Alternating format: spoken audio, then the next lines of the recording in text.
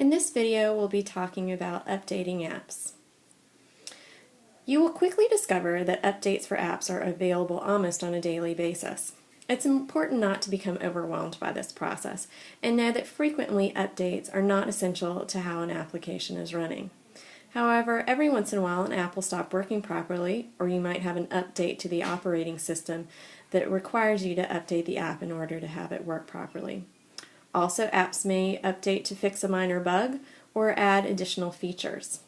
When an update is available, you'll see a white number inside a red circle on the corner of your App Store icon.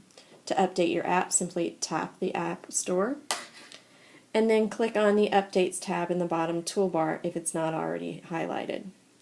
You'll see a list of the apps that are available for update, and here you'll see a description of what the update entails. In this example, we have the Rover browser, and it shows us that this update fixes a timeout issue. It also increases the Wi-Fi signal weakness problem.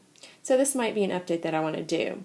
Now, in order to update this app, I can simply tap the Update button here on the right, or if I have multiple apps that I want to update all at one time, I can click the Update All button. When I tap the Update button, I'll see that it switches to installing, and I'll see a status bar on my app showing me that it's loading.